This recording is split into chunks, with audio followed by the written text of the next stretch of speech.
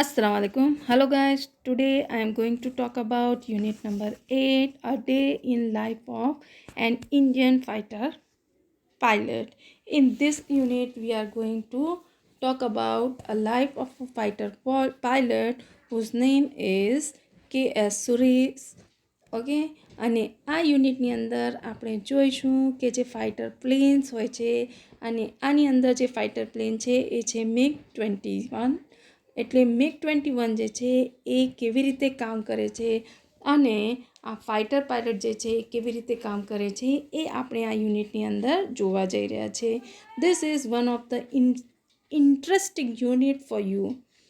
થોડી અઘરી છે સમજવામાં, but you have to be careful. Okay, તો આ સારી રીતે તમને સમજાશે. Let's begin the unit. MiG-21. It is 5 o'clock on a cold February morning. Wing Commander K.S. Suresh steps into a staff car will take him to an airbase of India's western sector. The black car passes through barrack-type houses and stops at an Air Force security gate. A uniformed guard recognizes Suresh and salutes him smartly. Behind the gate stand MiG of IAF squadrons, each under a different commander. K.S. Suresh, called as Cookie, commands 321 squadron. હવે યુનિટની શરૂઆત થાય છે તો એમાં it is 5 o'clock on a cold February morning. સવારના 5 વાગ્યા છે અને મહિનો કયો છે? ફેબ્રુઆરી. એટલે ખૂબ જ કોલ્ડ, એકદમ ઠંડુ પવન, એટલે ઠંડી સવાર છે. Wing commander K.S. Suresh steps into. Wing commander તમે અહીંયા જોઈ શકો છો, એ પોતાની સ્ટાફ કારમાં સ્ટેપ ઇન્ટુ એટલે કે બેસે છે અને આ જે કાર છે it will take him to an airbase of India's western sector. અને આ કાર તેમને ભારતના વેસ્ટર્ન પશ્ચિમી વિભાગના એરબેઝ એટલે વિમાન મથક તરફ લઈ જશે. હવે આજે સ્ટાફ કાર છે ધ બ્લેક કાર. હવે આ બ્લેક કલરની કાર છે that is passes through barrack type houses. એ બેરેક ટાઈપ હાઉસીસથી પસાર થઈને એ ક્યાં સ્ટોપ થાય છે? તો એ stops at an security gate of MiG. એટલે જ્યાં મિક્સને ઊભા રાખવામાં આવે છે એના ગેટ પાસે આવીને ઊભી રહી જાય છે. A uniformed guard recognizes Suresh and salutes him smartly. હવે એક ગણવેશ પહેરેલા સિક્યોરિટી ગાર્ડ એટલે સુરક્ષા ગાર્ડે, ચોકીદારે સુરેશને ઓળખી લીધું અને એને સુરેશને ખૂબ જ રૂઆબ સાથે સેલ્યુટ કર્યું. અને બિહાઇન્ડ ધ ગેટની પાછળ ત્યાં મિક્સ, તમે અહીંયા મિક્સ જોઈ શકો છો, MiG-21 ઊભા હતા અને દરેક સ્ક્વોડનના અલગ અલગ મિક્સ હોય છે. એટલે કે અલગ અલગ સ્ક્વોડને એક minute okay behind the gate stands MiG of IAF. IAF એ શું છે? તો ઇન્ડિયન એરફોર્સ. ઇન્ડિયન એરફોર્સનો તમે અહીંયા સિમ્બલ જોઈ શકો છો. અને જે સ્ક્વોડન છે, દરેક સ્ક્વોડન લીડર એ કમાન્ડર જે છે એ જુદા જુદા સ્ક્વોડન નંબરથી આ પોતાના વિમાનને શું કરે છે? સ્ક્વોડનનું સંચાલન કરે છે. હવે K.S. સુરેશ જે છે who is known as Cookie, જેને કુકી તરીકે ઓળખવામાં આવે છે, એ સ્ક્વોડન 321 એ 321 સ્ક્વોડનનું સંચાલન કરે છે. ચાલો નેક્સ્ટ જોઈએ. At 5:20 a.m., Cookie is in a flight planning room. There are maps and identification charts on the walls. Today's order for Cookie is an airstrike at Batala, Punjab at 7 a.m. He will lead a two-plane formation against enemy 17th Armored Brigade of a hostile country. હવે સવારે 5 વાગે cookie ક્યાં છે? તો સવારે 5 વાગે Cookie is in a flight planning room. એ flight planning રૂમમાં છે. અને આ ફ્લાઇટ પ્લાનિંગ રૂમની અંદર તમે જોઈ શકો છો કઈ કઈ વસ્તુ દેખાય છે. મેપ્સ, નકશાઓ છે. Identification charts on the walls, wall ઉપર આઇડેન્ટિફિકેશન ચાર્ટ એટલે કે કઈ જગ્યા જવાનું છે, કયો સ્થળ છે, આ નિર્દેશ કરતા ચાર્ટ્સ બી ત્યાં તમને દેખાઈ રહ્યા છે. હવે today's order for Cookie is, આજનો જે કુકી માટે જે ઓર્ડર છે એ કયો છે? તો એ આદેશ છે તો an air strike at Batala Punjab. અહીંયા તમે મેપની અંદર જોઈ શકો છો બટાલા અહીંયા રાઉન્ડ કરેલું છે. તો બટાલા પંજાબમાં એમને સવારે 7 વાગે એન એર સ્ટ્રાઇક એટલે હવાઈ હુમલો કરવાનો છે. અને એ બી કેવી રીતે કરવાનું છે? તો he will lead a 2 plane formation. એને 2 વિમાનના ફોર્મેશન એટલે કે 2 વિમાનની ગોઠવણીનું સંચાલન કરવાનું છે. અને એ બી કોની સામે કરવાનું છે? તો against the હોસ્ટાઇલ enemy 17th armour brigade of હોસ્ટાઇલ country એટલે દુશ્મન દેશના 17th આર્મર બ્રિગેડ સામે તેઓને એટલે કે કુકીને 2 પ્લેન ફોર્મેશન 2 વિમાનના ફોર્મેશન 2 વિમાનની ગોઠવણી કરીને ત્યાં હુમલો કરવાનું છે. ચાલો જોઈએ કે એમણે કેવી રીતે આ પ્રોસેસને પાર પાડી. The mission is assigned by command headquarters. Wartime conditions are practiced as actually as possible. On this day, Cookie is too busy to worry about the risk. He calls the meteorological officer to get the weather report. Thick clouds at 550 meters, visibility 5 kilometers, a haze at 400 meters, west wind at 15 kilometers per hour, and slight air disturbance. Now marker pens, rulers, protectors, and compasses are waiting for him on a long wooden table. Cookie takes out a map from the shelf and chalks out the path and speed of the plane. In 1 hour, the mission is planned. Then he goes to another room and discusses the target with an army officer. Squadron leader Bundle Tyagi is present there. He is Cookie's wingman on this trip. During these exercises, rank means nothing. હવે this mission is assigned by command headquarter. કયો mission હતો? તો કુકીને 2 વિમાનનું formation 2 plane formation કરીને 17th armour બ્રિગેડના જે દુશ્મન દેશનું 17th armour brigade છે એની ઉપર હવાઈ હુમલો કરવાનો છે. અને આ જે મિશન છે આ મિશન એમને કમાન્ડ હેડક્વાર્ટર દ્વારા સોંપવામાં આવ્યું છે. હવે વોર ટાઈમ કન્ડિશન એટલે યુદ્ધકાલીન પરિસ્થિતિઓની જે તાલીમ હોય છે એ કેવી હોય છે? તો they are practice as actually as possible એટલે શક્ય તેટલી વાસ્તવિક રીતે લેવામાં આવે છે. On this day, Cookie is too busy to worry about the risk. અને આ દિવસે કુકી રિસ્ક ફેક્ટર એટલે કે જોખમ કેટલા છે એ જોવામાં વધારે વ્યસ્ત હતા. અને જોખમ કઈ કઈ જગ્યા હોઈ શકે એ જોવા માટે એના માટે એમણે હી કોલ્સ ધ મેટ્રોલોજિકલ ઓફિસર એમણે હવામાન શાસ્ત્રીને બોલાવ્યું હતું, અધિકારીને બોલાવ્યું હતું. શાના માટે?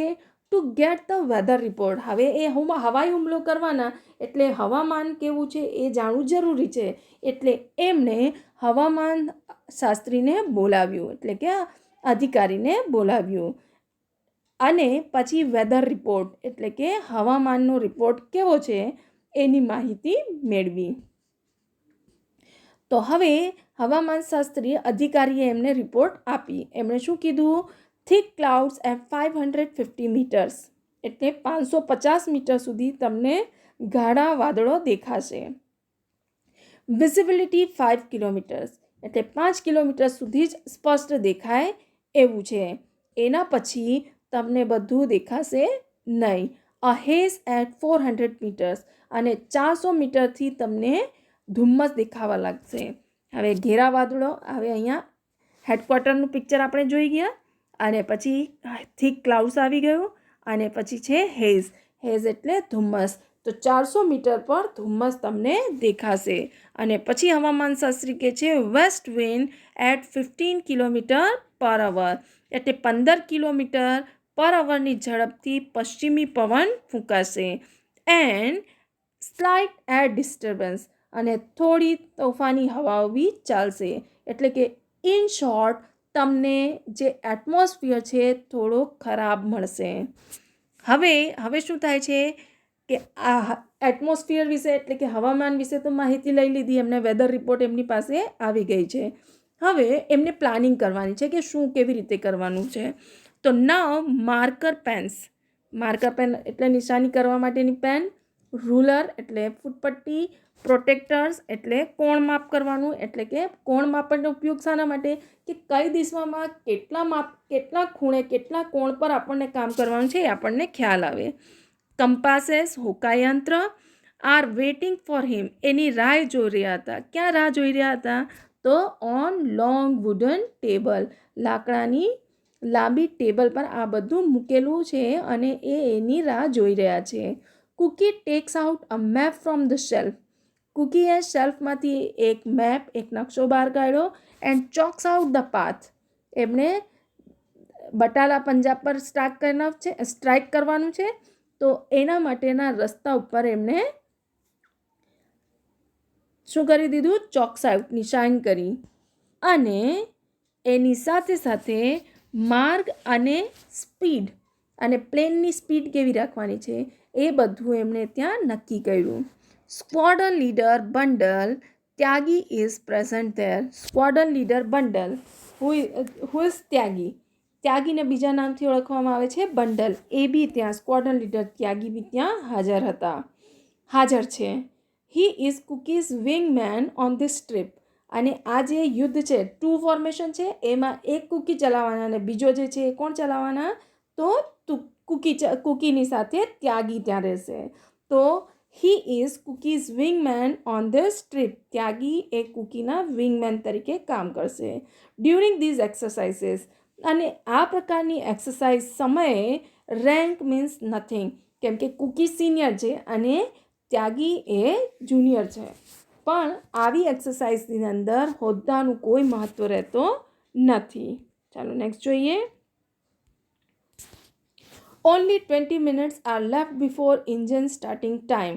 Cookie grabs helmet, oxygen mask and headset and walks to the servicing station. There he examines forms certifying that every part in the plane has been checked.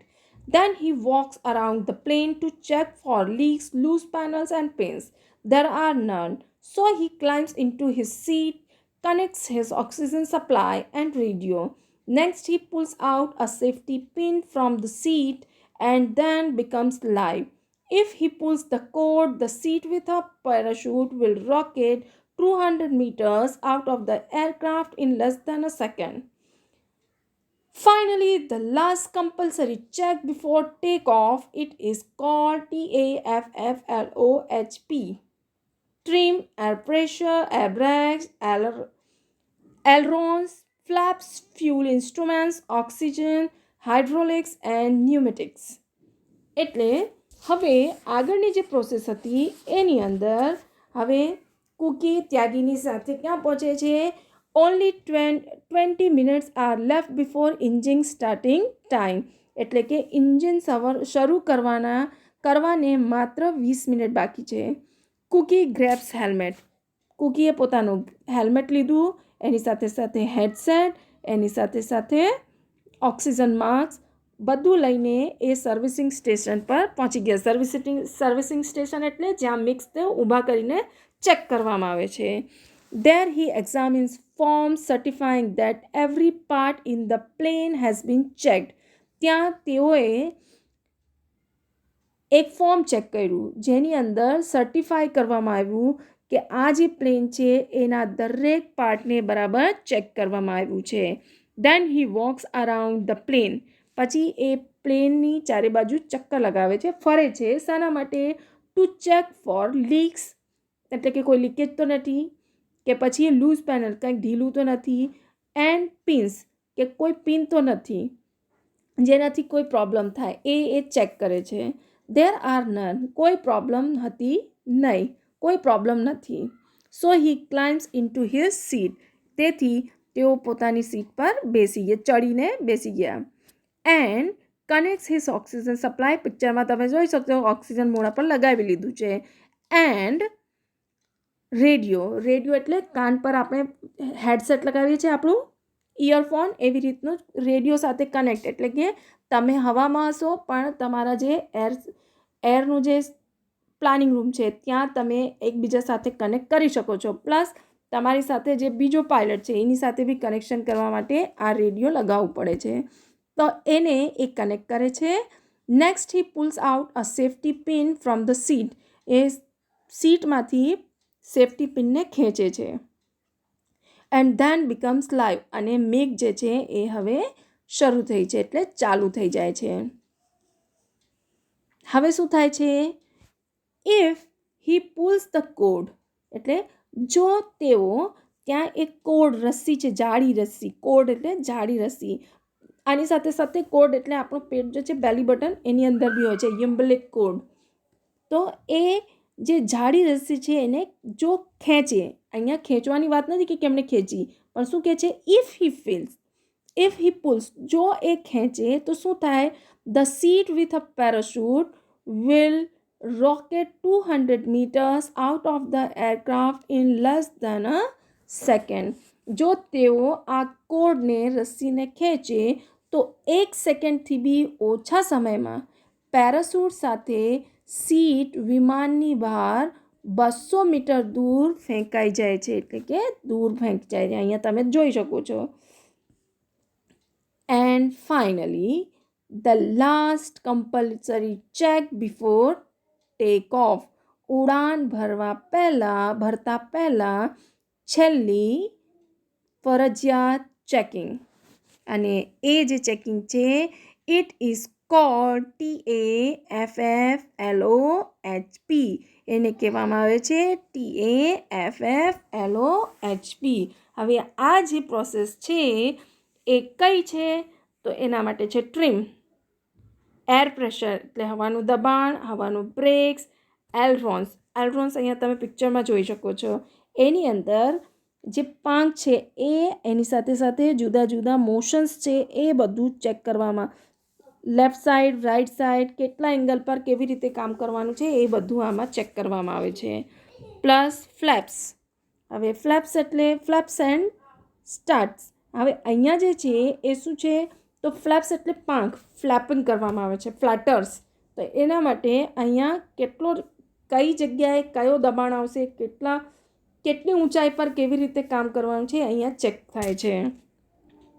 પછી છે ફ્યુલ્સને તમે જોઈ શકો છો કે આપણે ગાડી ચલાવીએ તો એમાં બી હોય છે કે ફ્યુલ કેટલું છે, ફૂલ છે કે નહીં, ટંકી ફૂલ છે કે નહીં, પછી કેટલું થાય છે, ઓછું થઈ રહ્યું છે કે નહીં, એ બધું અહીંયા બતાવવામાં આવશે. પછી ઓક્સિજન સિલિન્ડર તમે અહીંયા જોઈ શકો છો કે માસ્ક લગાવી લીધું છે, કેમ કે જેમ જેમ ઉપર જઈએ તો ઓક્સિજનનું પ્રમાણ આપણને એક્સ્ટ્રા જોયું હોય છે, તો એ આપણને મળવું જોઈએ. પછી અહીંયા છે હાઇડ્રોલિક સિસ્ટમ એ વિંગ્સમાં દરેકમાં જે પ્રમાણ જોઈએ છે કેટલું છે એ બતાવવા માટે આ હાઇડ્રોલિક સિસ્ટમનો ઉપયોગ કરવામાં આવે છે. હાઇડ્રોલિક્સ એન્ડ ન્યુમેટિક્સ આ બંને કનેક્ટેડ છે, આખા વિમાનને કનેક્ટ કરવાનું કામ આ બંને જ કરે છે, અને તેનાથી જ આખું વિમાન જે છે એ કેવી રીતે સ્ટ્રાઇક કરવાનું છે, કેવી રીતે એને ચલાવવાનું છે એ પાયલટને ખબર પડે છે આના મદદથી જ. ઓકે, ચાલો આજે આપણે એટલું જોયું. હવે નેક્સ્ટ ટાઈમ આપણે જ્યારે મળીશું તો આગળ જોઈશું કે એમણે આ એર સ્ટ્રાઇક જ્યારે બટાલા પંજાબ પર કરી તો શું થયું, એ જીત્યા કે હાર્યા એ આપણે જોવાની કોશિશ કરીશું. Okay, thank you very much.